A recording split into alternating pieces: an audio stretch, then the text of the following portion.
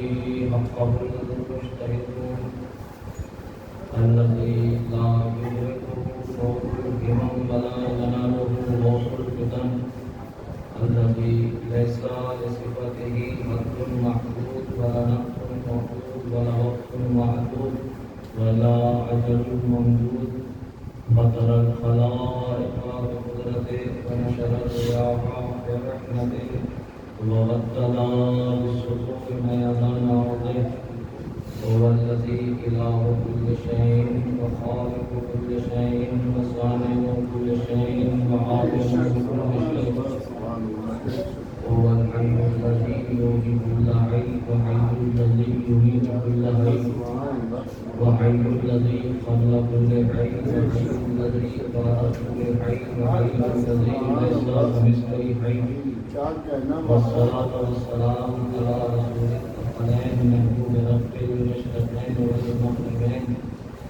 جد الحسن والحسين مولانا ومقتدانا أبي القاسم اللهم على محمد وآل محمد الحج الفرج قال الله تعالى في كتابه الكريم وهو أصدق الصادقين وقوله الحق بسم الله الرحمن الرحيم فاقم الحق للدين حنيفا فطرة الله التي فطر الناس عليها لا تبديل لخلق الله ذلك الدين القيم ولكن أكثر الناس لا يعلمون.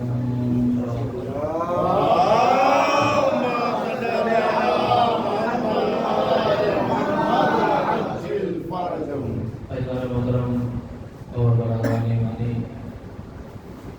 دوستان عزیز اور بزرگان ملت ہمارے بزرگان اور عزیز کی موجودگی میں گفتگو کا آغاز کرنا میرے لیے ایک باعث سعادت، لیکن اس کے ساتھ ساتھ اپنے بزرگوں کے ساتھ میں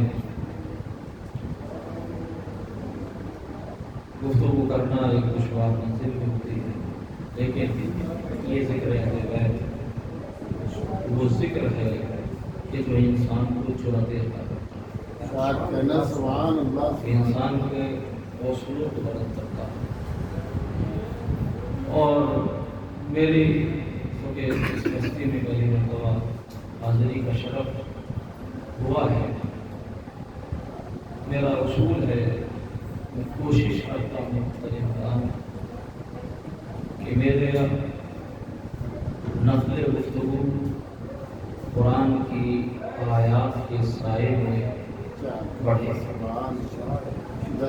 اس لیے کہ یوں تو درس گاہ حسینی اور مکتب سید الشہداء میں ہر سبجیکٹ، ہر کتاب، ہر اہم شخصیت کا تذکرہ ہوتا ہے، لیکن درس گاہ حسینی کی سب سے اساسی کتاب، سب سے معیاری کتاب، سب سے اصولی کتاب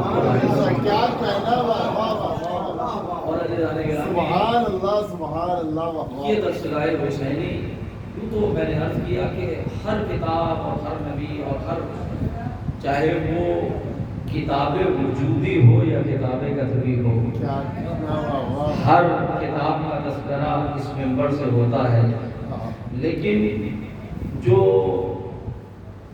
اساسی کتاب، بنیادی کتاب اس درسگاہ کی ہے وہ قرآن مجید ہے، اور یہی وجہ ہے کہ ہر ذاکر منبر حسینی، ہر عالم، ہر ذاکر، ہر خطیب جب منبر پر آتا ہے تو ابتدا قرآن سے کرتا ہے اور انتہا بھی قرآن پر کرتا ہے۔ اگر میرے جملے پر آپ متوجہ نہیں ہوئے ہیں تو دوبارہ جو متوجہ ہو گئے سلام ہے اور جو متوجہ نہیں ہو رہے میں متوجہ کر رہا ہوں. عزیزان گرامی، ذاکر منبر حسینی اس کی دلیل یہ ہے کہ اس درسگاہ حسینی کی سب سے اساسی کتاب قرآن مجید ہے. اس کی دلیل یہ ہے کہ ہر منبر حسینی جب منبر پر آتا ہے تو ابتدا قرآن سے کرتا ہے، انتہا قرآن پر کرتا ہے. بس فرق اتنا ہے کہ ابتدا قرآن ثابت سے کرتا ہے، انتہا کربلا میں قرآن نازل کرتا ہے.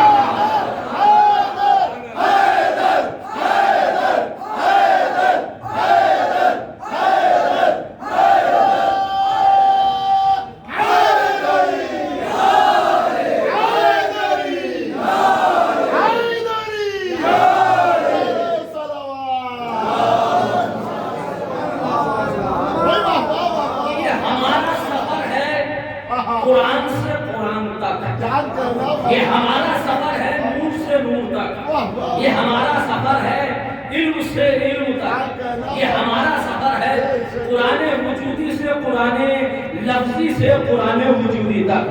ابھی نارے میں توجہ کیجیے گا. چلیے میں سورہ مبارکہ روم کی 30ویں آیت اور ظاہر ہے کہ ابتدائی جو آیتیں ہیں میں ذرا چاہوں گا کہ یہ تمہیدی منزل جو ہے وہ آہستہ آہستہ جو ہے وہ آگے بڑھ جائے تاکہ جو میرا نوجوان اور جو بچے ہیں ان تک بھی جو ہے وہ میرا میسج پہنچ جائے. سورہ مبارکہ روم کی 30ویں آیت ہے جس میں پروردگار عالم ارشاد فرما رہا ہے فَأَقِمْ وَجْهَكَ لِلدِّينِ حَنِيفًا. اپنی رخ حیات کو فَأَقِمْ وَجْهَكَ اگر علماء نہ ہوتے تو میں یہ لفظ استعمال نہیں کرتا. فَأَقِمْ وَجْهَكَ اپنے چہرے کو دین حنیف کی طرف موڑ دو، کیونکہ چہرہ جو ہے وجہ اسی سے وجہ ہے. چہرہ جو ہے وہ انسان کی معرفت کا ذریعہ بنتا ہے، انسان کے وجود کا ذریعہ بنتا ہے. تو لہذا یہ فصاحت قرآن ہے کہ وہاں جز کو کہہ کر کل مراد لیا گیا. توجہ کیجیے گا، یعنی پروردگار کہنا یہ چاہ رہا ہے فاقم وجہ کا اپنا چہرہ نہیں بلکہ اپنی زندگی کا ایک لمحہ، اپنا پورا وجود فاقم وجہ کا للدین حنیفہ، اپنے پورے وجود کو دین حنیف کی طرف موڑ دو، اپنی رخ حیات کو دین حنیف کی طرف موڑ دو.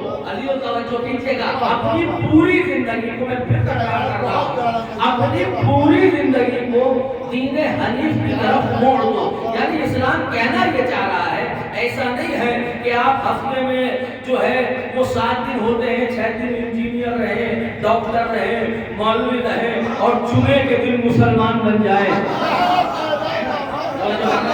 اسلام یہ نہیں کہہ رہا، اسلام کہہ رہا فاقم وجہ کا اپنی رخ حیات، اپنی زندگی کا ہر لمحہ ہر قدم جو ہے وہ کس کے دین کی طرف؟ دین حنیفہ. حنیف یعنی سیدھا، حنیف یعنی مستقیم، حنیف یعنی اسٹریٹ، جس میں کجی نہ ہو، جس میں ٹیڑھا پن نہ ہو.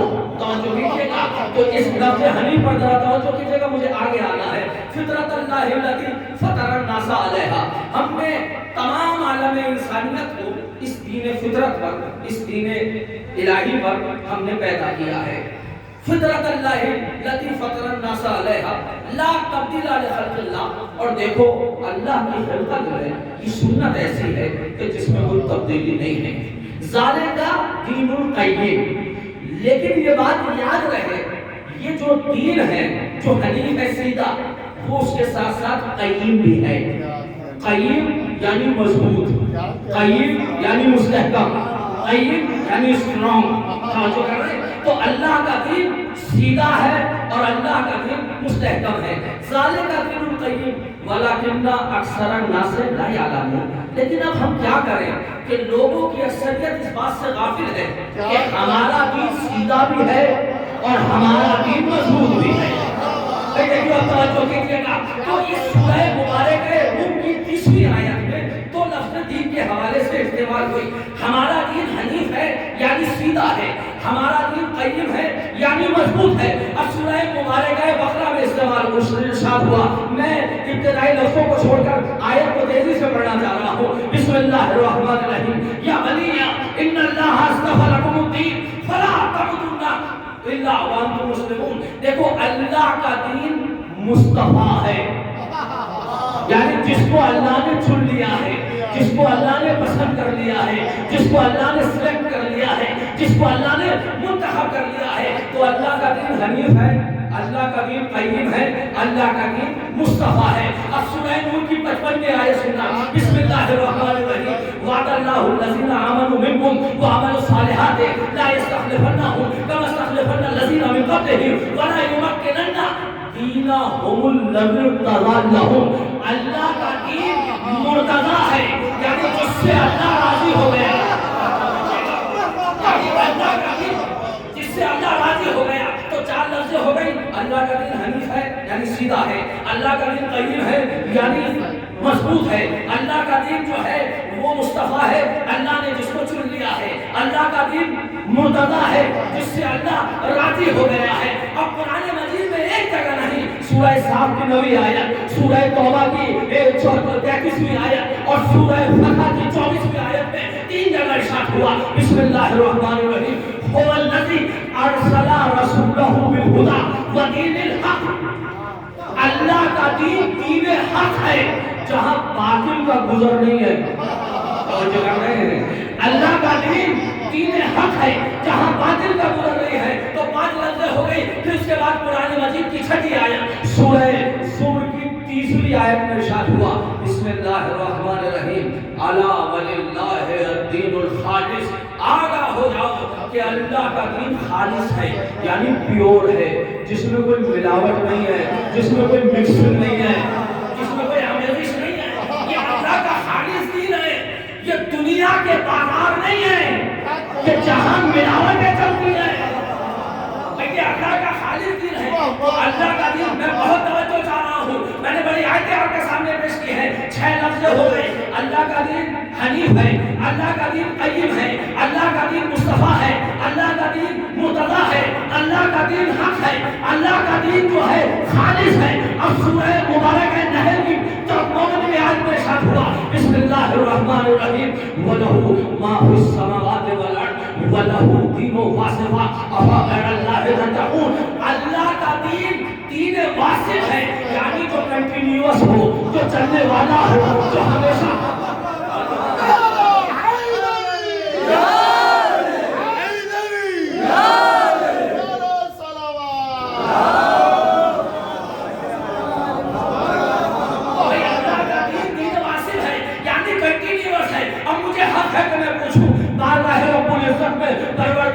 تو یہ کیوں نہیں کہہ دیتا کہ میں دین بھیج رہا ہوں؟ یہ دین کے ساتھ لفظیں کیوں استعمال کر رہا ہے؟ میں دین حق بھیج رہا ہوں، میں دین حنیف بھیج رہا ہوں، میں دین قیم بھیج رہا ہوں، میں دین خالص بھیج رہا ہوں، میں دین واصف بھیج رہا ہوں۔ یہ دین کے ساتھ لفظیں لگانے کی ضرورت کیا ہے؟ کہہ دے میں دین بھیج رہا ہوں، میں کہہ دے میں دین بھیج رہا ہوں۔ اور خدا کی قسم ایک آیت اور پیش کر رہا ہوں، یہاں پر سارے افراد وہ ہیں کہ جو اس آیت کو اچھے سے حفظ کیے ہوئے ہیں۔ بسم اللہ الرحمن الرحیم، اذا جاء نصر اللہ والفتح ورأیت الناس یدخلون فی دین اللہ۔ یہ اللہ کا دین ہے، یہ کسی ایرا غیرہ نتو خیرہ کا دین نہیں ہے۔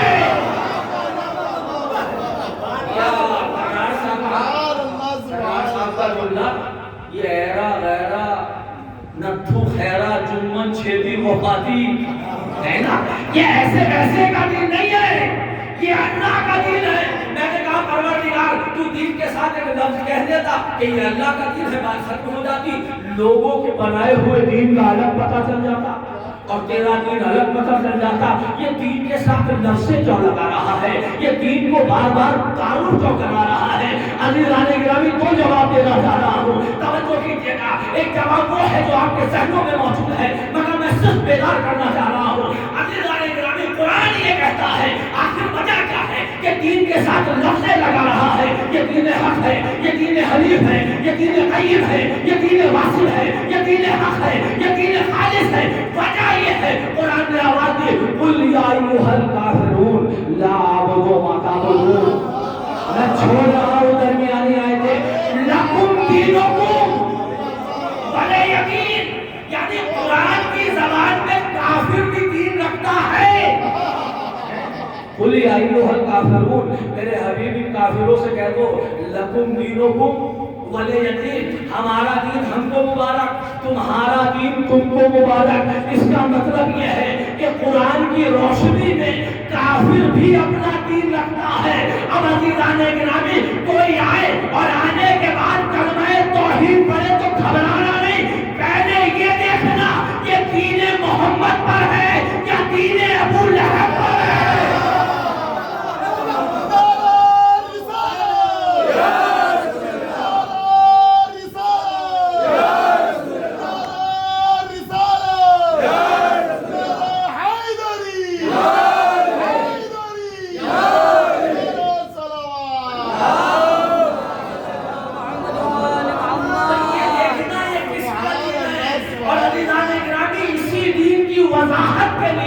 حسین کربلا آئے تھے، ورنہ یہی تو ہوا کہ قاتل بھی رضی اللہ، مقتول بھی رضی اللہ، قاتل چھپتا رہا۔ محمد کے اس نواسے نے میدان میں آنے کے بعد بتایا اس کربلا آج سے معیار بن جائے گی، یزید کا دین والے الگ ہوں گے، حسین کے دین والے الگ۔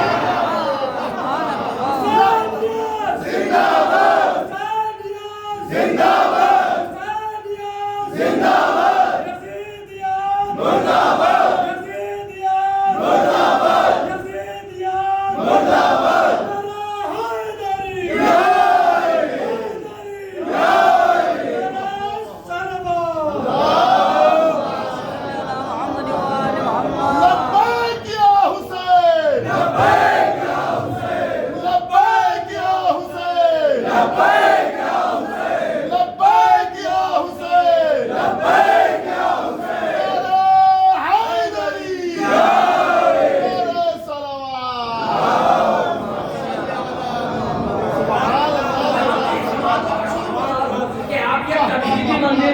جو میں پیش کر رہا تھا، لیکن آپ نے کبھی بھی اچھا لطف محسوس کیا تو آپ سننا چاہیے گرامی، مجھے حق ہے پوچھنے کا، پروردگار اگر دین میں حق اور دین باطل میں تجھے فیصلہ کرنا تھا تو ایک آیت کافی تھی، کہہ دیتا یہ اللہ کا دین ہے، اس کے علاوہ جو بھی دین ہو دو کا دین ہے، لوگوں کے بنائے ہوئے ہو سکتے ہیں، ایسے ویسوں کے ہو سکتے ہیں، یہ اللہ، لیکن یہ اتنی لفظیں کیوں لگا رہا ہے؟ میں نے تو آپ کو 6-7 آیتیں پڑھی ہیں، ورنہ تقریباً 27 مقامات ہیں جہاں قرآن نے لفظ دین کا استعمال کیا ہے۔ عزیزان گرامی، تو مجھے حق ہے پوچھنے کا، پروردگار یہ دین کے ساتھ لفظیں کیوں لگا رہا ہے؟ کہا کہ تم نے دین کو ایسے ویسے سمجھ رکھا ہے، دین قوانین کا نام ہے، اور یہ دین جو ہے انسان کو اپنی زندگی میں اتارنا ہے۔ توجہ کیجیے گا، اس دین کو اپنی زندگی میں اتارنا ہے۔ میں نے کہا ٹھیک ہے، تو اگر زندگی میں اتارنا ہے تو دین کے ساتھ لفظیں کیوں؟ کہا دین کے ساتھ اس لیے لفظیں استعمال کر رہے ہیں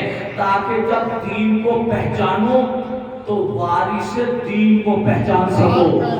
میں بہت توجہ چاہ رہا ہوں آپ سے، اس مرحلے فکر پر آپ کو لینا چاہ رہا تھا تو نازل منزل آ گئی ہے۔ ابھی جانے گرامی، کہا دین کے ذریعے سے وارث دین کو پہچانو۔ میں نے کہا پروردگار دین کے ذریعے سے وارث دین کو کیسے پہچانا جائے گا؟ کہا قرآن کی آیت پڑھو، کیا کہا کہ اللہ کا دین فاقم وجہکا للدین حنیفہ، اللہ کا دین سیدھا دین ہے، حنیف دین ہے، جس میں کوئی کجی نہیں ہے، جس میں کوئی ٹیڑھا پن نہیں ہے۔ تو بس یاد رکھو، اگر اللہ کا دین حنیف ہے تو وارث دین وہ نہیں ہو سکتا جو یہ کہے کہ اگر میں بھٹک جاؤں تو راستہ بتا دے گا۔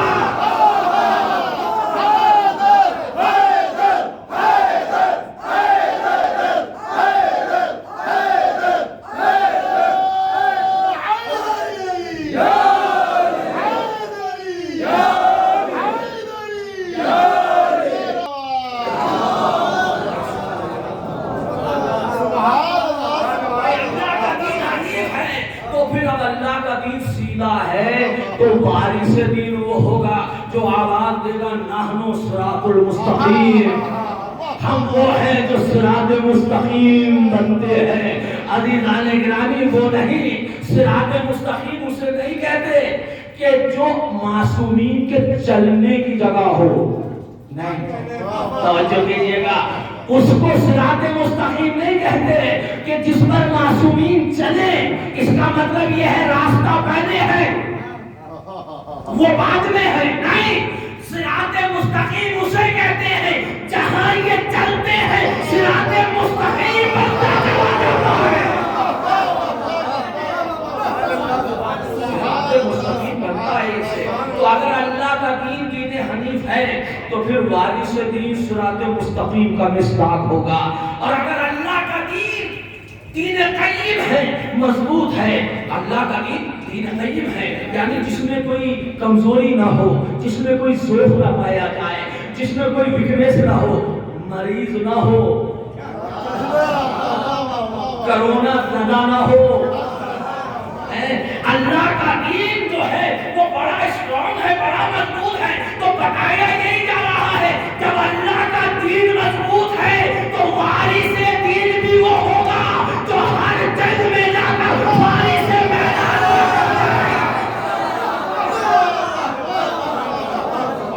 اور ایسا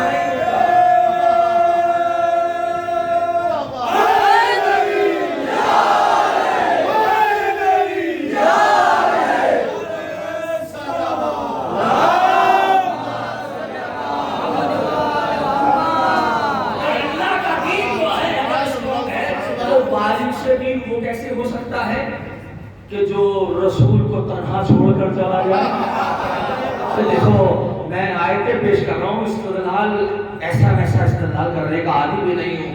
عزیزان گرامی، قرآن کی آیتیں آپ کے حوالے کر رہا ہوں. اللہ کا دین دین قیم ہے، مضبوط ہے، تو وارث دین کمزور کیسے ہوگا؟ یہی تو وجہ ہے کہ دنیا کے بڑے سے بڑے شجاع کو لے آؤ، دنیا کے چند افراد جو ہے تعریف کرتے ہوئے مل جائیں گے، لیکن اسلام کو ایسا اسٹرانگ چاہیے، ایسا مضبوط چاہیے. جب دین اتنا اسٹرانگ ہے تو وارث دین کو ضرورت ہے کہ صرف زمین والے اس کی شجاعت کا نہیں بلکہ آسمان والے اس کی شجاعت کا جواب دیں.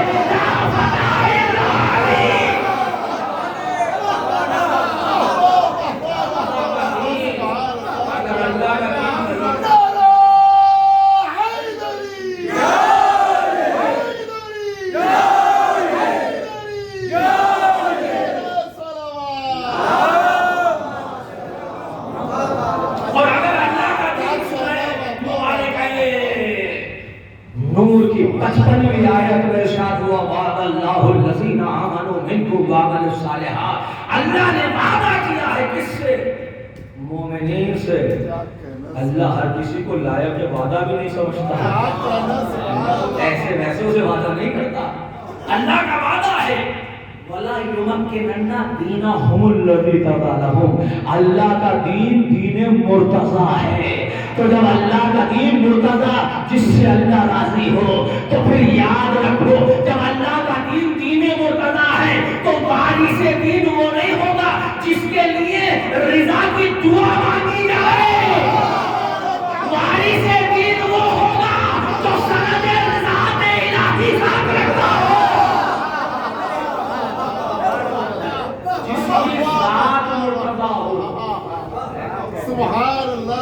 وارث دین وہ ہوگا کہ جو جس کے لیے رضا کی دعا نہ کرنی پڑے کہ اللہ ان سے راضی ہو جائے. اس لیے کہ جب دین مرتضیٰ ہے تو وارث دین کو وہ ہونا چاہیے کہ جو رضا پروردگار اس کی سند اپنے ساتھ رکھتا ہو. وَمِنَ النَّاسِ مَن يَشْرِي نَفْسَهُ ابْتِغَاءَ مَرْضَاتِ اللَّهِ وَاللَّهُ رَءُوفٌ بِالْعِبَادِ. جو ایک ہی شبد رضا الہی کا سودا کرنے والا ہوگا وہ وارث دین ہوگا. اور اس کے بعد فرمایا ان اللہ اصطفى لكم الدین. اللہ کا دین مصطفیٰ ہے. تو جب اللہ کا دین مصطفیٰ ہے تو وارث دین وہ ہوگا جو ایک لمحے کے لیے نافرمانی مصطفیٰ نہیں کر سکتا. میں نے بڑا قیمتی جملہ کہا ہے، اب تک کے جملوں میں سب سے قیمتی جملہ ہے. معمولی بات نہیں ہے اطاعت مصطفیٰ، لیکن آپ بیکار نہیں ہوئے، آپ نے جملے کی محسوس نہیں کیا. چلیے میں قرآن سے آپ کو اطاعت کی منزل دکھانا چاہتا ہوں. عزیزان گرامی چاہیے سورہ غلامہ تشریف فرما ہے، سورہ مبارکہ حجرات. سورہ مبارک مولا امیر المومنین کیا فرماتے ہیں؟ مولا فرماتے ہیں نہج البلاغہ میں کہ میں نے اس طریقے سے اتباع کی جیسے اونٹ کا بچہ، اونٹنی کا بچہ اپنی ماں کے نقش قدم پر چلتا ہے، ایک لمحے کے لیے نافرمانی مصطفیٰ نے کی، اور جو ایمان ہی 40 سال میں لائے تو جس کی تو زندگی یہ بہار تھا گزر گیا 40 سال تک، جس کی نافرمانی نہیں گزری تو یہ کوئی معمولی بات نہیں ہے۔ لیکن چلیے میں مانتا ہوں سب کو مومنین، ان مومنین کے جو ان کی تعریف کے اعتبار سے، ہماری تعریف کے اعتبار سے نہیں، لیکن یہ بات یاد رکھنا، میرے جملے ذہن میں محفوظ رکھنا، قرآن کی آیتیں پیش کر رہا ہوں، کوئی کہانی نہیں پڑھ رہا ہوں عزیزان گرامی، اس لیے کہ ہم کو یہ کہا جاتا ہے کہ جبکہ ظاہر ہے اگر میں روایت بھی پڑھوں تو کوئی مشکل تھوڑی ہے، اس لیے کہ کسی کا بڑا مشہور جملہ ہے کہ بھئی ہم نے تو نہیں کہا کہ ہمیں قرآن کافی ہے، تو ہمیں تو حق ہے کہ کم سے کم ہم روایت پڑھیں، لیکن میں پھر بھی آیت پڑھ رہا ہوں اس لیے کہ دعویٰ جب وہاں ہوا کہ ہمارے لیے قرآن کافی ہے تو ہم نے بھی فیصلہ کیا کہ دلیل بھی قرآن سے نہیں ہے۔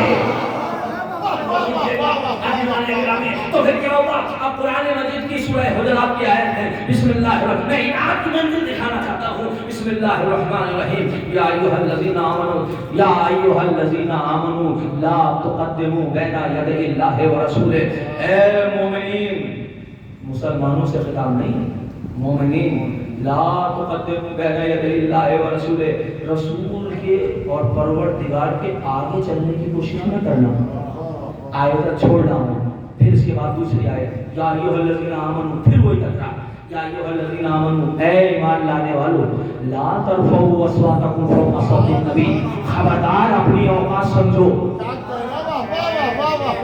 بڑا شوق ہے نا اپنے جیسا کہنے کا، لا ترفعوا اصواتکم فوق صوت النبی، خبردار اپنی آواز کو رسول کی آواز کے سامنے بلند نہ کرنا، ولا تجهروا له بالقول، اور خبردار بلند آواز سے باتیں نہ کرنا جیسے آپس میں کرتے ہو، ہم اجازت دے دیتے اگر تم جیسا ہوتا، لیکن تم جیسا نہیں ہے، اس لیے خبردار۔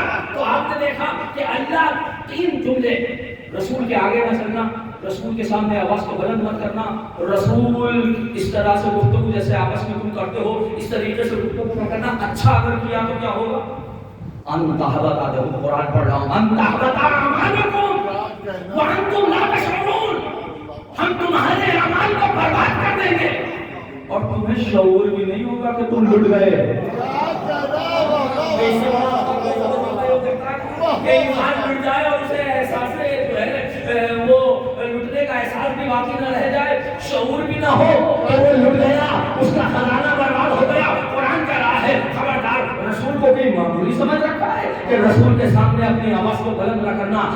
اب آپ دیکھیے کس نے آوازوں کو بلند کیا، اب یہ آپ کی ذمہ داری ہے۔ لیکن سورہ مبارکہ شورا کی 215ویں آیت پڑھ رہا ہوں، بسم اللہ الرحمن الرحیم، وَاخْفِضْ جَنَاحَكَ لِمَنِ اتَّبَعَكَ مِنَ الْمُؤْمِنِينَ، اے میرے حبیب اپنے شانوں کو چھپا دیجیے، لِمَنِ اتَّبَعَكَ مِنَ الْمُؤْمِنِينَ، یہ من تمیز دیا ہے، من المومنین، کچھ ہے مومنین کہ جس کے لیے آپ شانوں کو جھکا دیں۔ اللہ اکبر۔ دیکھیں قرآن مجید میں جناح کا لفظ جو ہے وہ والدین کے لیے بھی آیا کہ بچوں کو چاہیے کہ جب اپنے والدین کی بارگاہ میں جائیں، نوجوانوں ذرا غور سے سننا، قرآن نے کہا لا تقل لهما اف، خبردار انہیں لفظ اف نہ کہنا، واخفض لهما جناح كل من الرحمہ، اور دیکھو اپنے شانوں کو جھکا دینا۔ شانوں کیوں؟ اس لیے کہ پرندہ جہاں کہتے ہیں بازو کو، پرندہ جب بلندی کی طرف ہوتا ہے تو پستی میں آنے کے لیے اپنے بازوؤں کو جھکاتا ہے۔ کیا وضاحت قرآن ہے! کتنے بڑے مولوی ہو جاؤ، کتنے بڑے ڈاکٹر ہو جاؤ، کتنے بڑے انجینئر ہو جاؤ، دیکھو جب والدین کے سامنے جانا تو اپنے آپ کو ذلت سے چھپا دینا، وہاں کوئی بڑائی نہیں ہے وہاں۔ لیکن یہاں وہی لفظ ہے لیکن لفظ ذل کا استعمال نہیں ہے، یہ ہے شان رسالت. یہاں لفظ ذل نہیں ہے، یہاں کا وقفی جناح اپنے شانوں کو جھکائیے، من الذل نہیں. لمن اتبعک من المؤمنین، جو مومنین میں تمہاری اتباع کامل کرتے ہیں، پیروی کرتے ہیں. لائیے دنیا کا کون سا ایسا مومن ہے کہ جس کے لیے رسول نے اپنے شانوں کو جھکایا ہے؟ کوئی ہے ایسا جس کے لیے رسول نے اپنے شانوں کو جھکایا؟ ہم نے تو قرآن میں یہ پڑھا، شانوں کو جھکانے کی بات تو بہت دور کی بات ہے. آواز کو بلند نہ کرنا، آگے نہ چلنا، کچھ جیسے گفتگو نہ کرنا. تو رسول جس کے لیے شانوں کو جھکائیں گے، اسی لیے کہا من المؤمنین. کچھ ہے کہ جن کے لیے، لیکن یہ میرا ترجمہ نہ بھولیے گا، جو اتباع کامل، لفظ کامل کو فراموش نہ کیجیے گا، جو اتباع کامل رکھتے ہیں، وقف جناح لمن اتبعک من المؤمنین، جو مومنین میں تمہاری اتباع کامل رکھتے ہیں. پہلے توجہ کیجیے، سلوات پڑھتے ہو محمد علیہ وسلم. اللهم صل على محمد وآل محمد. نعرہ حیدری، نعرہ رسالہ، نعرہ رسالہ، نعرہ حیدری، حیدری، نعرہ صلوات. وہ گلے ملموس ہوتے ہیں جن سے ذکر اہل بیت نہ نہیں. یہاں پڑھتے رہیے. تو لہذا وقت جناح، اے میرے حبیب اپنے شانوں کو جھکائیے. لمن اتبعک من المؤمنین، جو مومنین میں تمہاری اتباع کامل کرتے ہیں، مکمل پیروی کرتے ہیں، مکمل آپ کو فالو کرتے ہیں. تو لائیے کوئی ایسا انسان کہ جس کے لیے رسول نے شانوں کو جھکایا ہو. خدا کی قسم اگر آپ کو نہ ملے تو آ جانا دروازہ اہل بیت پر، ہم تمہیں بتائیں گے کہ کہاں رسول نے اپنے شانوں کو جھکایا. پر تو وہی مقام ہے جہاں رسالت نے شانوں کو جھکایا. یا عید کے دن حسنین کے لیے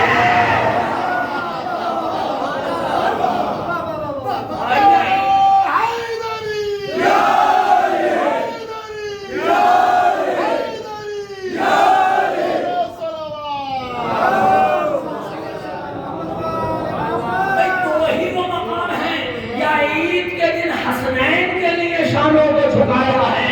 یا فتح مکہ پر جب بتوں کے توڑنے کی منزل آئی تو گوش رسالت پہ علی آئے. کہ جہاں رسالت نے شانوں کو جھکایا. نعرہ رسالہ، نعرہ رسالہ، نعرہ رسالہ، نعرہ حیدری، حیدری، نعرہ صلوات.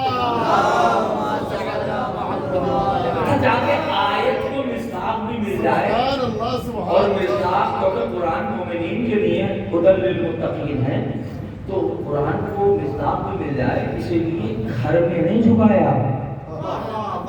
کیا کہنا، واہ واہ واہ. نانا سب کی سواریاں ہیں، ہماری سواری کہاں ہے؟ اور جب سوار ہو گئے تو کسی نے کہا، اب کس نے کہا وہ آپ تاریخ میں دیکھیں، نیمل مرکب، کتنی خوبصورت سواری ہے نا. نیمل مرکب، اس کا مطلب یہ کہ گھر کا واقعہ نہیں ہے نا. نیمل مرکب کتنی خوبصورت سواری ہے. چھڑک کر فرمایا یہ کیا نہیں کہتے نیمل راکبان، سواری بھی بڑے خوبصورت ہے. اب میں یہاں روکنے کے بعد ایک جملہ کہوں. دیکھیے رسول ناقہ بنے تو کیا حقیقی ناقہ بن سکتے؟ شان رسالت کے خلاف حقیقی ناقہ نہیں بنے. حقیقی تو جناب جبرائیل نہ بنے فتمثل لها بشرا سویا. جب مریم کے پاس آئے تو کہا کہ ہم نے بشر جیسا بنایا، بشر نہیں. تو قرآن نے ان کے لیے بھی بشر کہا ہے، ان کو بھی اپنا جیسا کہو. کیا کہنا، پرہیزگار ہے، بشر کہا گیا فتمثل لها بشرا سویا. تو آپ کیا کہیں گے؟ رسول ناقہ بنے نہیں، کہا صاحب شبیہ ناقہ بنے. जिब्राइल के हकीकी बशर बने, कासा शबीह बशर बने। तो आप खुद ही तो फरमा रहे हैं, यानी शबीह बनाना सुन्नत इलाही है, सुन्नत रिसालत भी है। सुभान अल्लाह, सुभान बस अल्लाह जानेगा। तो ये तो मकाम है, मुझे तो बहुत आगे जाना है, बस अभी तो हर कर चुका। तो अल्लाह का दीन के इत्तिबा की मंजिल है। ये आपने देखा कि अल्लाह का दीन अगर मुस्तफा है तो वारिस मुस्तफा, वारिस दीन भी वो होगा जो एक लम्हे के लिए नाफरमानी मुस्तफा नहीं कर सकता। और फिर कुरान ने एक जगह नहीं, 3 जगह कहा, हुवल्लज़ी अरसला रसूलहु बिल हुदा व दीनिल हक। अल्लाह का दीन दीन हक है, यानी जहां बातिल का कोई गुजर नहीं है। तो फिर अल्लाह का दीन अगर दीन हक है तो फिर वारिस दीन भी वो होगा जिसके लिए रसूल आवाज देंगे, अलीउल माल हक वल हक माल अली। अली हक के साथ है, हक अली के साथ है। नहीं, बल्कि ये नहीं, अल्लाहुम्मा अदरिल हक है सो मदार अली, परवरदिगार हक को उड़ा दे, अली मुड़ जाए। तो अगर अल्लाह का दीन हक है तो इसका मतलब है वारिस दीन आगे होगा, दीन पीछे पीछे चलेगा। सुभान अल्लाह, सुभान अल्लाह। और अगर अल्लाह का दीन जो है वो दीन खालिस है, यानी जिसमें कोई मिक्सिंग नहीं है, जिसमें कोई मिलावट नहीं है, जिसमें कोई आमेजिश नहीं है, तो फिर वारिस दीन भी वो होगा जिसके न शजरे में मिलावट होगी न अकीदे में। क्या कहना, सुभान। और कैसी भी मिलावट नहीं होगी, मिलावट किसी तरीके की नहीं होगी, खालिस वारिस दीन खालिस होगा। और ग्रामी बस आखिरी जुमला और इस तसल्सल के हवाले से तवज्जो कीजिएगा। भाई अल्लाह ने इतने लफ्ज़ इस्तेमाल की, लेकिन लफ्ज़ एक लफ्ज़ बड़ा अजीब-ओ-गरीब कुरान ने इस्तेमाल किया, वाव अलिफ स्वाद बे वासिल। क्या किया जाए, आजकल के नौजवानों को हुरूफ इबला भी बताना पड़ता है नौजवानों को। वाव अलिफ स्वाद बे वासिल, यानी कुरान क्या कह रहा है? सूरह मुबारक है नहल की 52वीं आयत है, जिसमें परवरदिगार ने इरशाद फरमाया, अफा वलहु मा फिस समावाति वल अर्द वलहु अद्दीनु वासिला।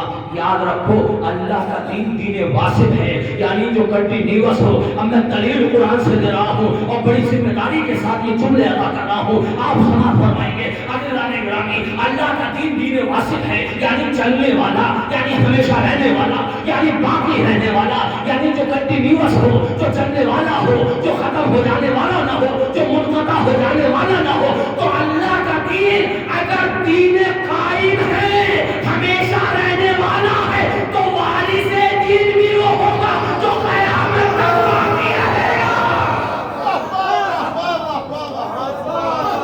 चाहे वो ज़ाहिर हो या पर्दे गैर में हो, ये सलावत पढ़ने वालों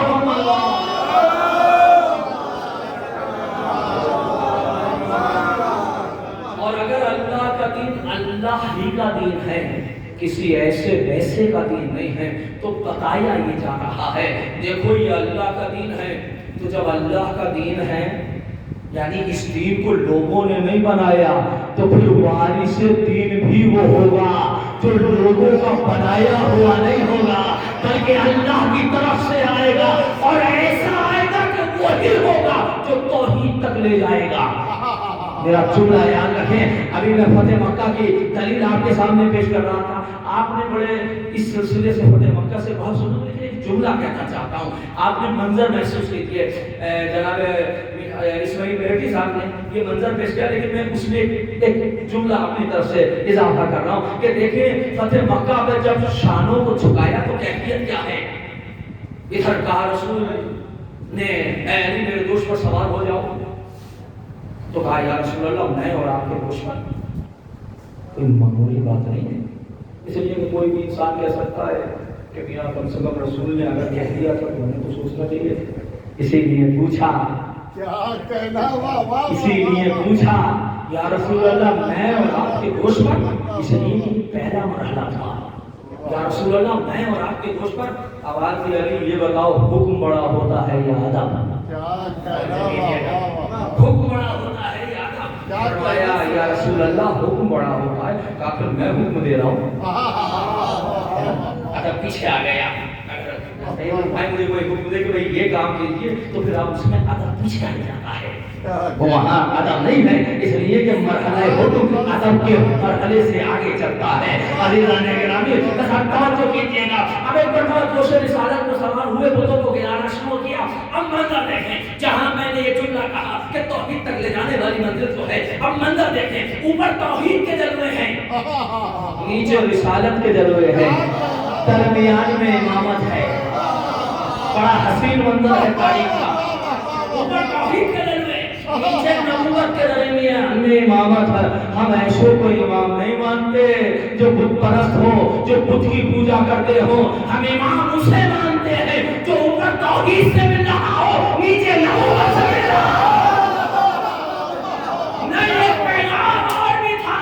अब मेरा जुमला सुनना, अज़ीज़ान गिरामी, एक पैगाम और भी था। ऊपर तौहीद के जलवे हैं, नीचे नबूवत के जलवे हैं, दरमियान में इमामत है। बताया जा रहा है कि अगर बाद रसूल कोई शय तौहीद तक पहुंचा सकती है तो वो ज़ात अली इब्न अबी तालिब।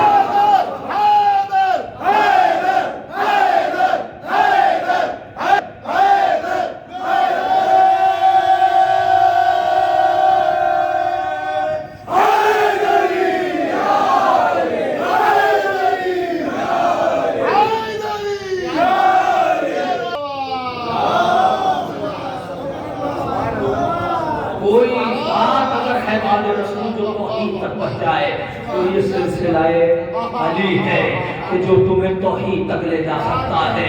खुदा की कसम, फज़ाइल अहले बैत का लुत्फ तो उस वक्त आता है कि जब आप दूसरों के यहाँ तौहीद पढ़ें और तौहीद अहले बैत पढ़ें। क्या कहना, सुभान इसलिए कि तौहीद, आम चीजों को समझना आसान है, लेकिन तौहीद को समझना बहुत बड़ा मुश्किल मसला है। अगरचे ये फसाइल का बहुत बड़ा बात है, 9 मूलियों पे बाबा खैबर को उखाड़ लेना, लेकिन मैं इसे कहता हूँ ये ऐसा है जैसे एक पहलवान कागज के टुकड़े कर रहे हैं। क्या कहना, वाह वाह वाह वाह। अजीजों, आप कहेंगे अजीब बात है, वाह, वाह। मुझे ये बताइए कि पूरी कायनात में कितने ऐसे इंसान हैं जो ये दावा करें कि दुनिया में जो इल्म है वो हमने सीखा ज्यादा है और जो बचा है वो कम है।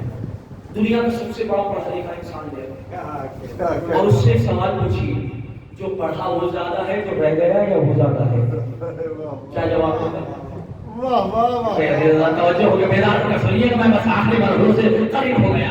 दुनिया का सबसे बड़ा पढ़ा लिखा इंसान ले आइए और उससे पूछिए कि भाई आपने जो इल्म हासिल किया वो ज्यादा है या जो रह गया? मैंने तो 1, 2 मैक्सिमम 3 सब्जेक्ट पे पीएचडी कर ली, ना जाने कितने उलूम में मैंने सुने नहीं हैं। और पहले जमाने में तो एक डॉक्टर हकीम साहब होते थे, हर शय का इलाज कर दिया करते थे।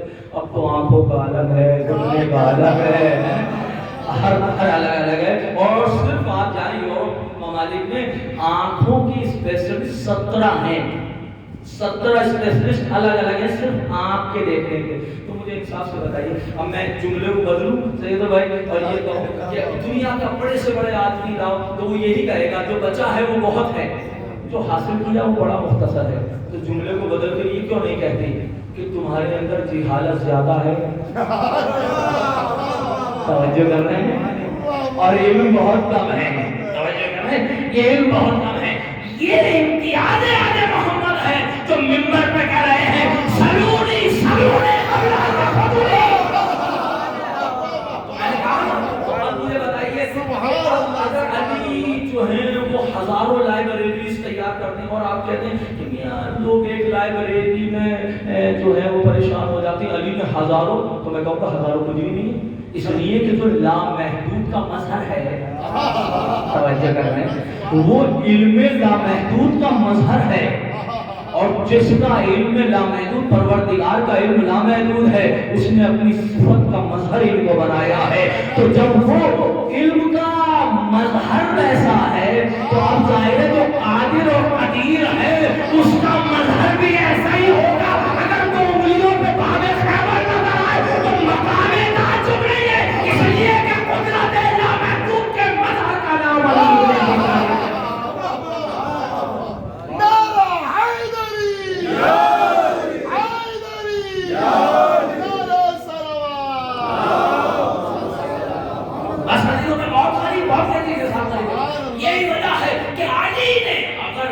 فضائل دیکھنا تو توحید علی کیا کہنا یہ وجہ علی نے اپنے لیے کوئی فخر نہیں کیا کہا الہی کفا بلسان اکون لک عبدا وکفا بفخر ان تکون لی ربا، میرے لیے یہ فخر کی بات ہے کہ تو میرا پروردگار ہے، اور میرے لیے یہ عزت کی بات ہے کہ میں تیرا بندہ ہوں۔ کیا کہنا علی کے لیے یہ مرحلے توحید یقیناً آپ کے لیے بات ہے، لیکن میں آپ کو چلیے باب توحید کی ایک ایسی روایت، عام طور سے میں واقعات پڑھنے کا عادی نہیں ہوں، لیکن میں جو روایت آپ کے حوالے کر رہا ہوں جو حدیث باب توحید کی شاید منفرد روایت ہو، عزیزان گرامی یہ وجہ ہے کہ صرف علی کو میں نے مثال دیا ہے امام علیہ السلام کو، ورنہ اس سلسلے کے سب علی ایک سے ہیں، سب محمد ہیں۔ یہ وجہ ہے کہ ہمارے چھٹے امام جعفر صادق علیہ السلام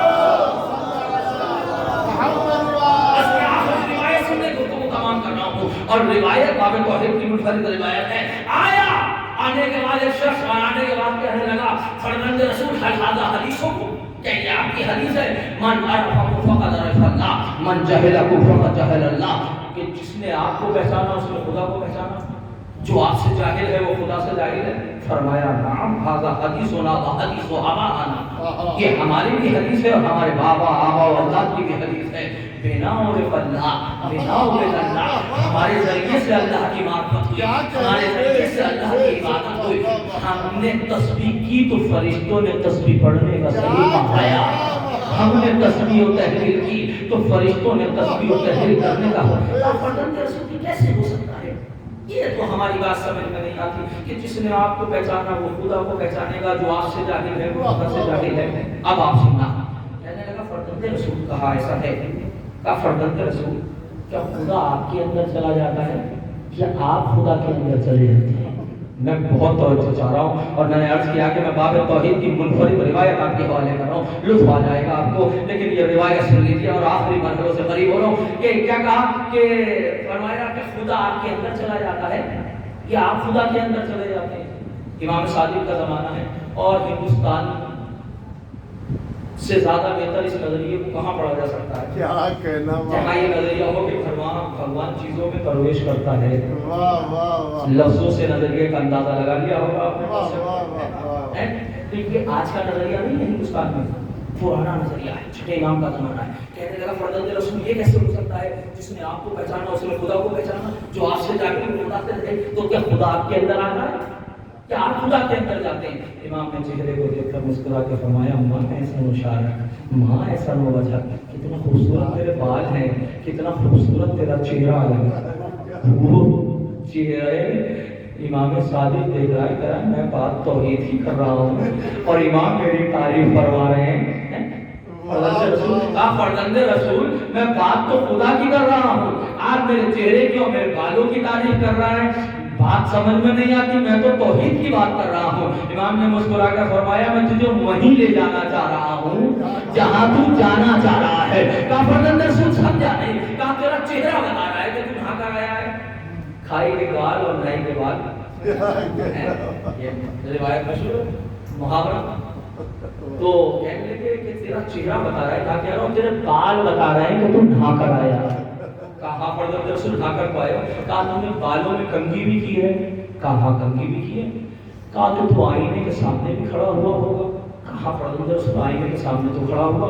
کہا یہ بتا کہ جب تو آئینے میں اپنا چہرہ دیکھ رہا تھا اور آئینہ تجھ کو تیرا چہرہ دکھا رہا تھا، نہیں لفظ بدلتا ہوں، تو آئینے میں اپنا چہرہ دیکھ رہا تھا اور آئینہ تجھ کو تیری معرفت کرا رہا تھا، یہ بتا کہ تو آئینے کے اندر گیا یا آئینہ تیرے اندر گیا؟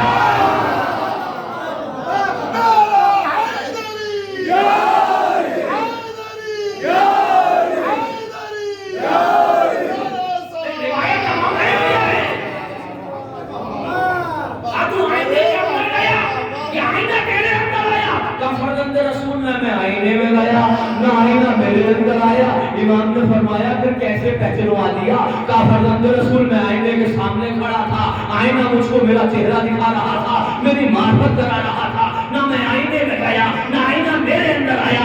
امام نے فرمایا کہ جیسے تو آئینے میں نہیں گیا آئینہ تیرے اندر نہیں آیا مگر آئینے میں تیری معرفت کرا دی، اسی طرح نہ ہم تو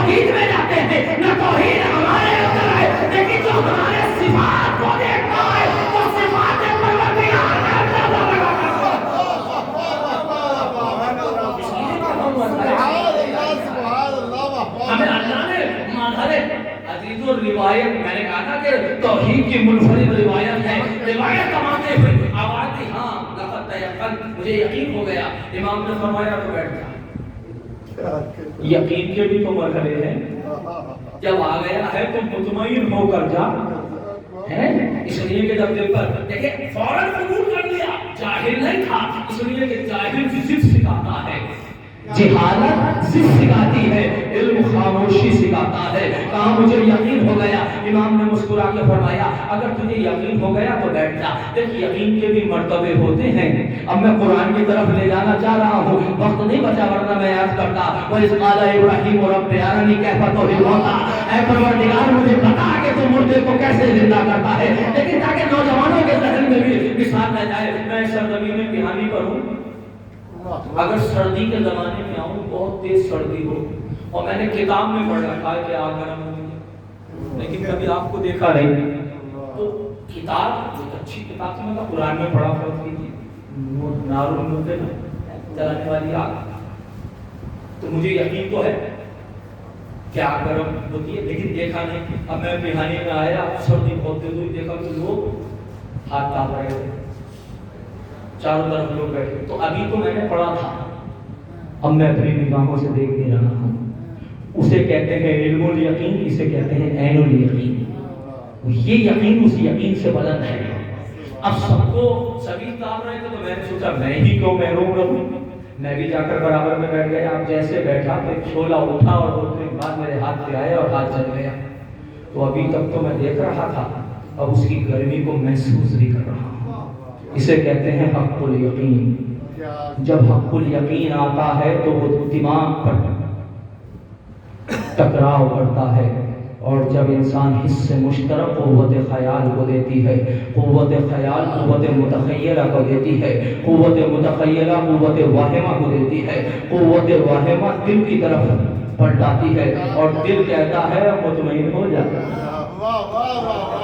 یہ ہے منزل اطمینان۔ سبحان اللہ، سبحان اتنے مرحلے انسان نے لمحوں میں طے کر دیا، ایسا لگ رہا ہے کن فیکون کا مظہر انسان بن گیا ہے نا، من عرف نفسہ فقد عرف ربہ۔ آپ نے بات بنایا قصدی و آخری جملے ہیں میری تقریر کے باب فضائل کے، آپ نے دیکھا ایک مرتبہ کہا کہ جب تو یقین تجھے ہو گیا تو میں تجھے منزل اطمینان تک پہنچاتا ہوں، بیٹھ جا۔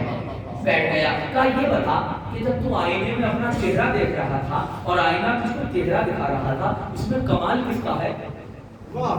تیری آنکھوں کا کمال ہے، ذرا تھک کے نہ سنیے اس لیے کہ روایت آتی ہے، بھئی تیری آنکھوں کا کمال ہے یا آئینے کا کمال ہے؟ کہا فرزند رسول موقع ملے گا تو سوچ لو، کہا عقل مند انسان وہی ہے جو سوچ کر دے، کیا کہنا، سبحان سوچ ابھی سوچ ہی رہا تھا کہ علم لدنی کے مالک نے سبے ذہنی پر چلتے ہوئے الفاظ اور تفکرات کا مطالعہ کیا اور ایک مرتبہ فرمایا کہ یہ سوچ رہا ہے نا کہ دونوں کا کمال ہے، سوچ تو یہی رہا کہ کمال دونوں کا ہے، اس لیے کہ اگر آنکھیں اندھی ہیں تو بازار سے کتنا مہنگا شیشہ لے آؤ نظر آ نہیں سکتا، اور اگر آنکھیں جو ہیں وہ نور ہیں بڑی بڑی، آپ سید البھائی وزیر البھائی جیسے ہیں، اور آئینہ ہی اندھا ہو تب بھی نظر نہیں آ سکتا، تو دونوں کا باکمال ہونا ضروری ہے۔ امام نے فرمایا تو اپنے جواب پر مطمئن ہے؟ کہا فرزند رسول مطمئن ہوں، میں بہت توجہ چاہ رہا ہوں۔ کہا دونوں کا کمال ہے؟ کہا دونوں کا کمال کا ہونا ضروری ہے۔ کہا ٹھیک ہے، تیری آنکھیں بھی با کمال، اور جا بازار سے مہنگا شیشہ لے آنا، رات کی تاریکی میں لے کے کھڑے رہا، کیا نظر آئے گا؟ رات کی تاریکی میں لے کر کھڑے ہونا، رات کے سناٹے میں لے کر کھڑے ہونا، نظر آئے گا؟ کا فرزند رسول نظر نہیں آئے گا؟ کا تو ہی تو کہہ رہا ہے کہ دونوں با کمال ہو تو مشکل نہیں ہے؟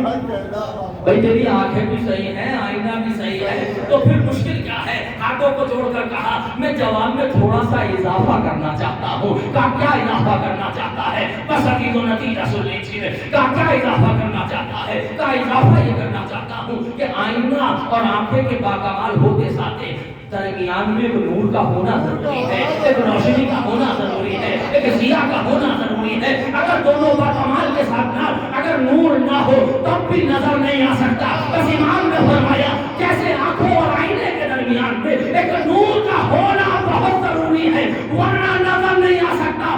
اسی طرح خالق اور مخلوق کے درمیان میں ہمیں نے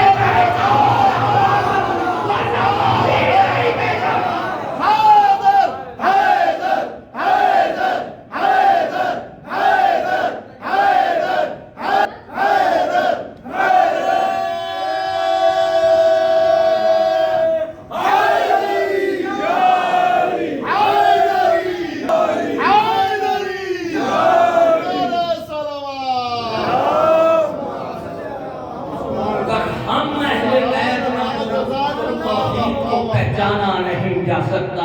یہی تو وجہ ہے جہاں سے گفتگو شروع کی تھی وہیں پہ میں نے گفتگو کو پہنچا دیا۔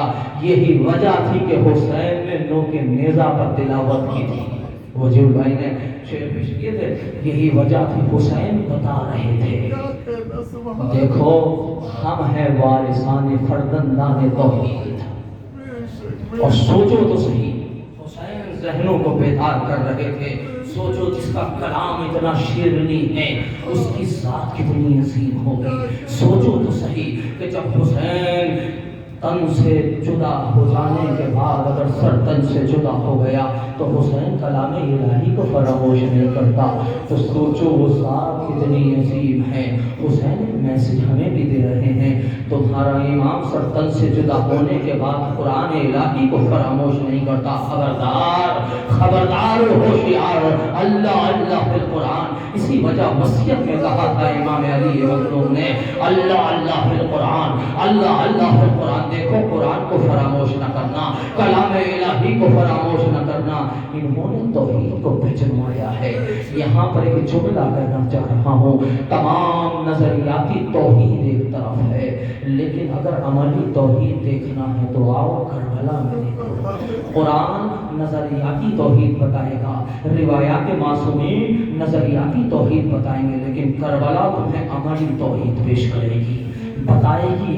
اطمینان حسین بتا رہا ہے کہ وہ ذات ہے۔ یہی وجہ ہے کہ امام نے فرمایا خدا کی قسم میری تمام مشکلیں کافور ہوتی ہیں جب میں یہ سوچتا ہوں کہ پروردگار تو اس کو دیکھ رہا۔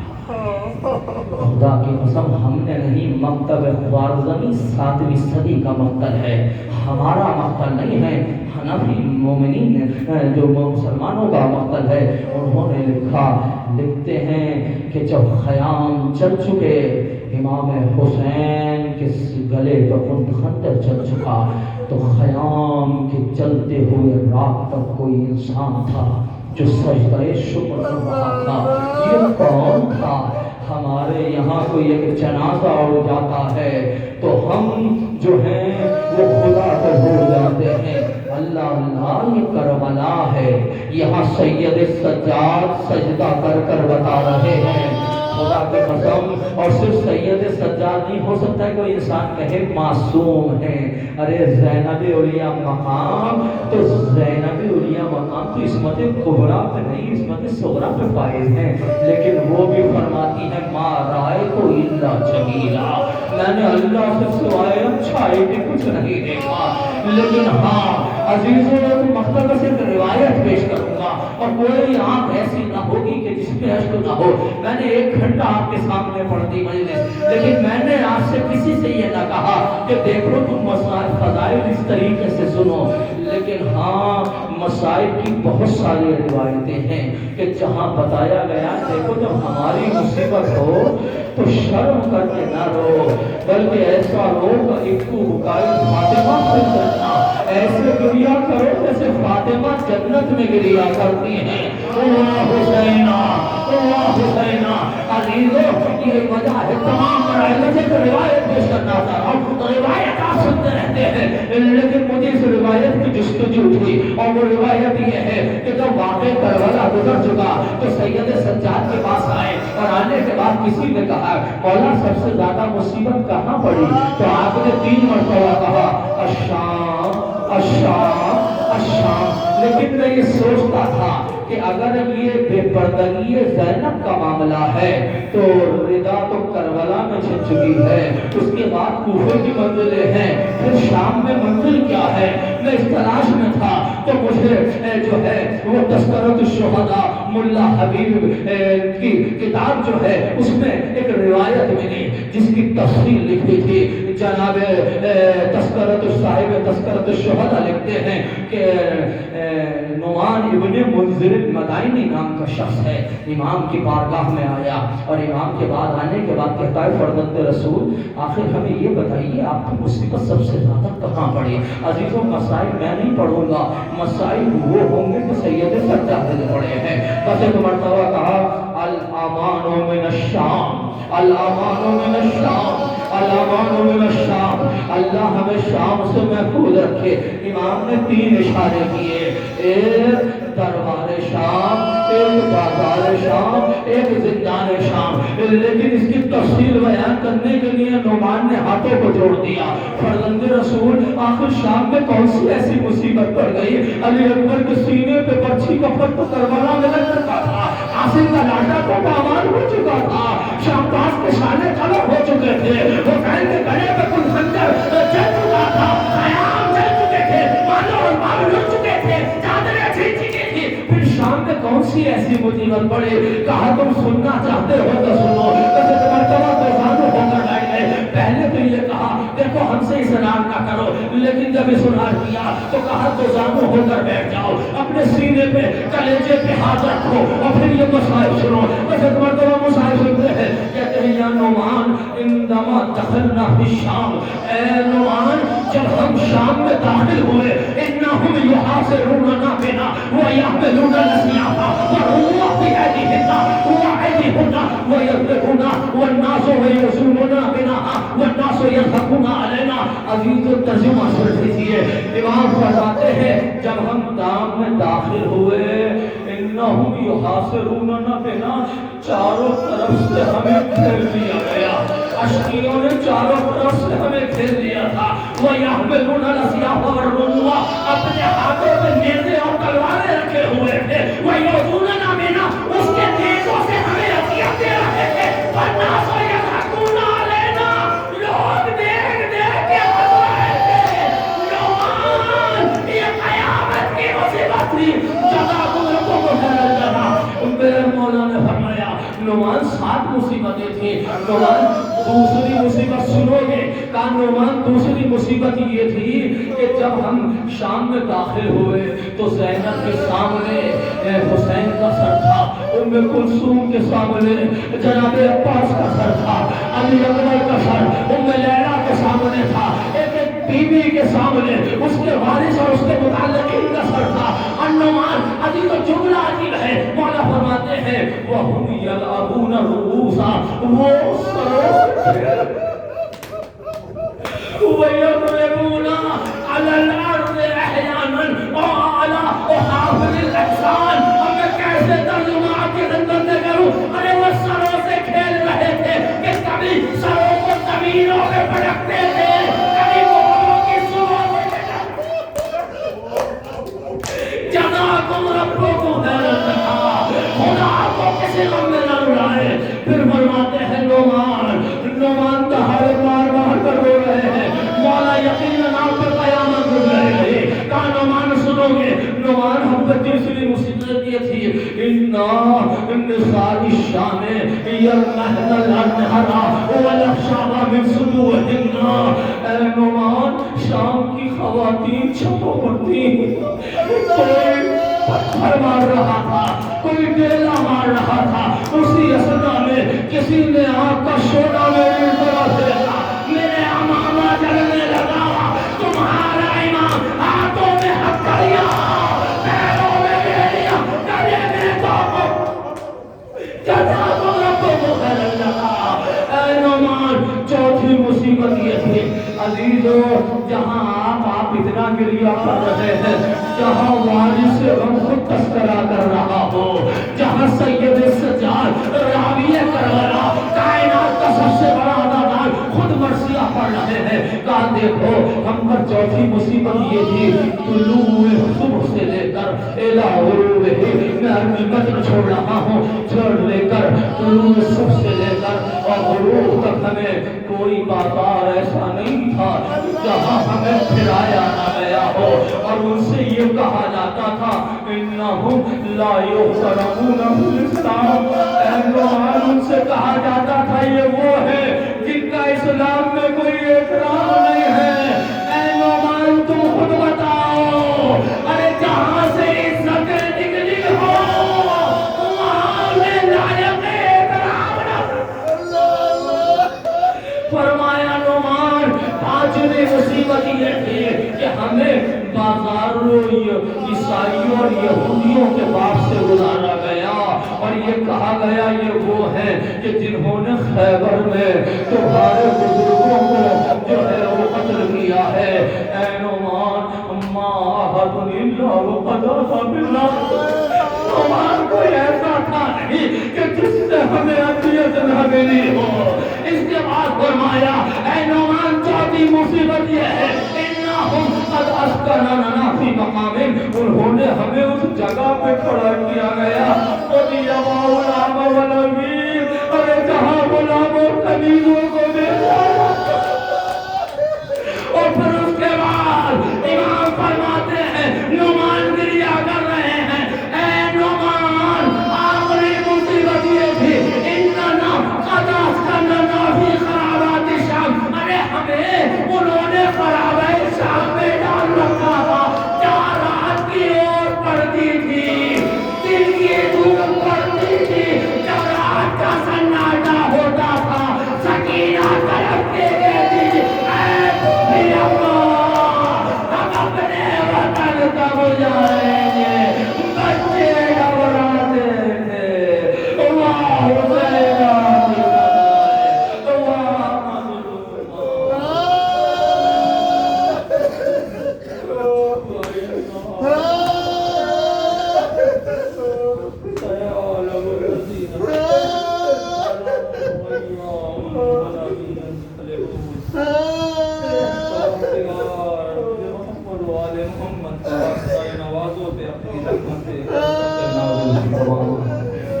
پروردگار جو مومنین کرام ہیں ان کی عزت و مال و ناموس کی حفاظت فرما، میرے معبود جو حاضرین ہیں ان کی تمام دنیا کی اور اخروی حاجات کو پورا فرما، پروردگار جو بے اولاد ہیں ان کو اولاد عظیم جو با اولاد ہیں پروردگار ان کو بہترین تربیت کرنے کی توفیق عطا، میرے معبود کی سیرت محمد و آل محمد کو چلنے اور باقی رہنے کی توفیق عطا، پروردگار ہم جیئیں کہ محبت اہل بیت پر دنیا سے لائیں کہ محبت اہل بیت، پروردگار ہمیں اہداف کربلا کو سمجھنے اور اس پر عمل کرنے اور باقی رہنے کی توفیق، پروردگار پرچم اسلام کو سربلند فرما، پرچم کفر و نفاق کو سلیط فرما، میرے معبود اقبال عالیہ مقامات مقدسہ کی حفاظت فرما، معبود اس کی جو وبا چلی ہے تمام عالم انسانیت کو خصوصاً تمام مومنین کی اس وبا سے اپنے حفظ کچھ مومنین بیمار ہیں جنہوں نے خاص طور سے کہا ہے پروردگار کو شفا کاملہ عاجل عطا فرما،